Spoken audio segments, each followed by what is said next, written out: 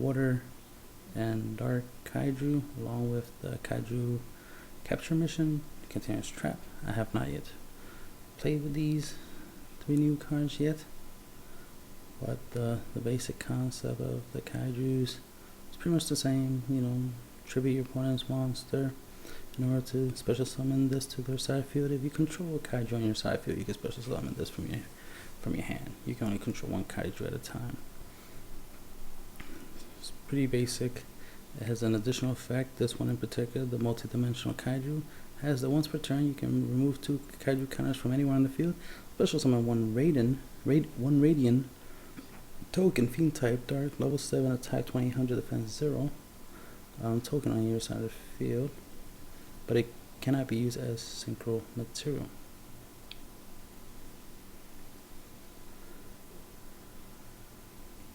It's a pretty decent card.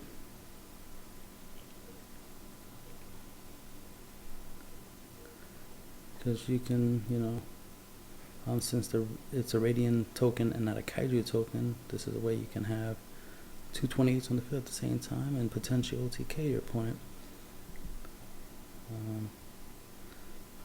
Moving on, we got the Turtle Kaiju. Its effect is during either player's turn when your opponent activates a card or effect except Turtle Kaiju. You can remove 2 Kaiju counters from anywhere on the field. Negate the activation. If you do, banish that card. I like this card. It does remind me of like Lapras from Pokemon, and it's ironically a water type, right? 3000 defense is pretty good. You know, nice little wall to hide behind. Has 2200 attack, which is not bad. And the fact that it can negate a and destroy a card effect is really good by removing 2 Kaiju counters. Obviously, a way you can get that is with the Kyoto, I guess that's the proper pronunciation. Kyoto Seafront field spell, and Kaiju Capture Mission is another way you can get counters. That way you can, you know, afford to use this effect multiple times. Yeah, and the cool thing about this is you can use this effect multiple times. So it definitely makes it a pretty dangerous card to deal with, especially when your opponent has it on their side of the field. So I definitely would like to try this out when I get a chance.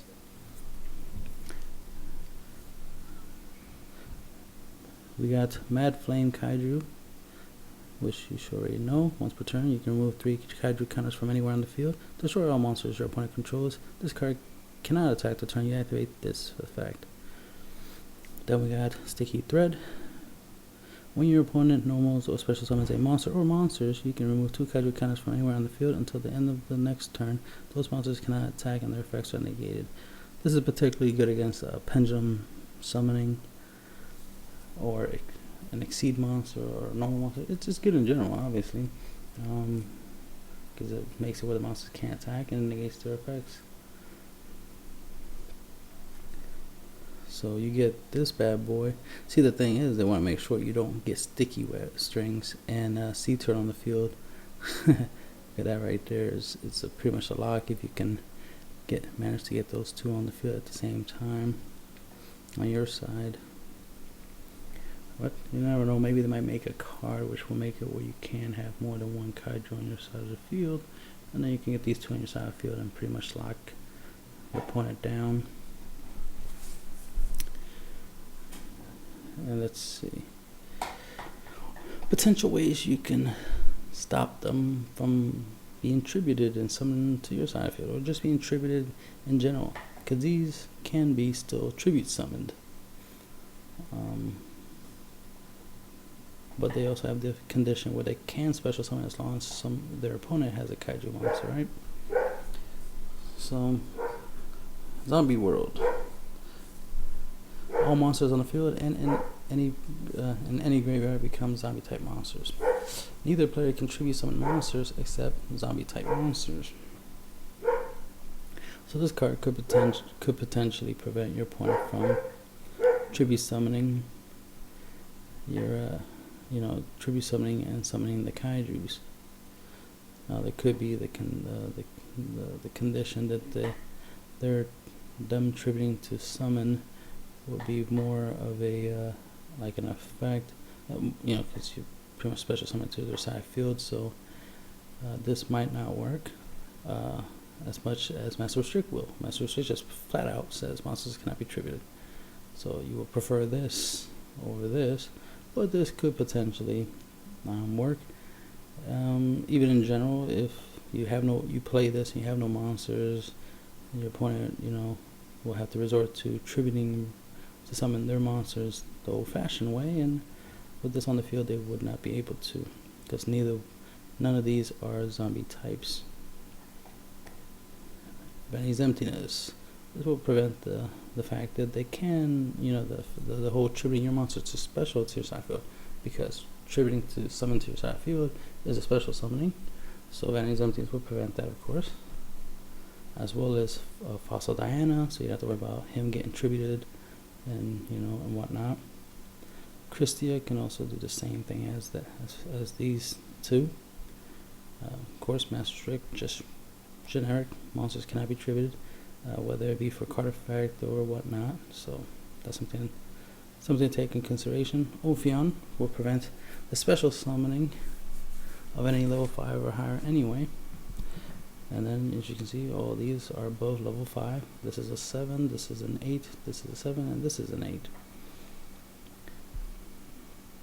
I do believe they're going to create 2 more kaijus, because they have most of the elements so far. The only ones they're missing is light and wind. So that's something to take into consideration. But since most of the issues will be you having a monster like your boss monster getting tributed and they give you one of these, that could be an issue. But to think about it, they are giving you a monster, so that's not necessarily a bad thing. So you kind of don't have to worry about them tributing your monsters to give you a monster as much as you have to worry about them having any of these on their side field. Like, you don't want them to have Sea Turtle on their side field. You want Sea Turtle on your side of field.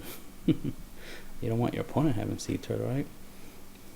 So your monster is being tributed, so that way you can, so that way you end up with a kaiju on the side field, not a problem, as much as your opponent having one on their side. So anything that will prevent them from special summoning, because what you could do, for example, is they'll tribute your monster and give you a kaiju, for example, right? Let's say they make the mistake and give you Sea Turtle, then you flip Vanity's emptiness on them, and boom, there you go. Now you got them locked. They can't special, and now you have the ability to remove 2 kaiju cards on the field, anywhere on the field, negate the activation of a card or card effect.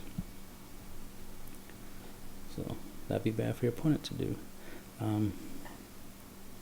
Another thing that could happen is they tribute your monster, give you a kaiju again. They give you Sea Turtle. That's a bad move, right? They give you Sea Turtle, then you flip over Master Restrict. Now you don't have to worry about them realizing, oh man, I gave you Sea Turtle. That's the wrong move. Alright, let me tribute and give you another kaiju. Nope, can't do it now. I got Sea Turtle. Now you can't get rid of it. So now you got Sea Turtle with the ability to negate your opponent's cards. Same goes if they give you sticky strings, which can negate the effects of monsters that were normal or special summon. The fact that you can have Mad Flame kaiju in your side field, the ability to essentially Dark Hole. Oh, I mean, no, that's Regeki. It only destroys your opponent's monster. The ability to Regeki your opponent's monsters, it's delicious. So you could potentially use these cards against your opponent. Once they give you a kaiju, take advantage of it. And that's basically it. You could obviously not summon any monsters, and that will make it hard for them to do anything, but then you can't deal them any damage. Unless you're burning them, then you're good, through the means of spells and traps. Or if you have monsters like Yosenjus, I thought of that before, it's like, oh damn, Yosenjus will be a problem for Kaijus because the monsters don't stay in the field long enough. And currently the Kaiju archetype don't have like a token generating capabilities of creating tokens that you can put on your opponent's side of the field, so that way you can tribute them to give them kaijus. I considered the idea of, because a friend of mine was like, hey, none of the kaijus create tokens. It's like, yeah, except for this one, but this puts it on your side field, and this has to be in the field in order for you to do it in the first place. It's not like you reveal it from your hand, make a token, and then tribute the token to summon something, you know what I mean? So that was something to consider.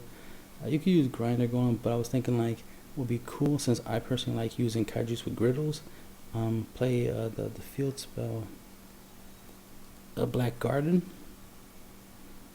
Granted, that will weaken the kaiju once you do summon it, but the fact you could play Black Garden, right, then summon, in case you don't know what Black Garden looks like, not many people play this card, but this is Black Garden. When you normal or special summon a monster, half the attack of that monster, and then special summon a rose token. This plant type dark level 2 attack 800 defense and 800 defense to its opponent's controller side, right? So if I summon a griddle, its attack will be cut in half, and my opponent will get a token with 800 attack in attack mode. So then I contribute that token to special summon the kaiju. Of course, the kaiju attack will be cut in half, and then I will receive a token, because I'm on the opposite side of my opponent. So I will receive a token. So I have a token with 800 attack on my side field, plus the griddle. My opponent will have a kaiju with half the attack that it had. Granted, you want full attack, right? You don't want the monster to have half the attack, especially if it's something like the Mad Flame Kaiju. You want him with his 3000 power, right?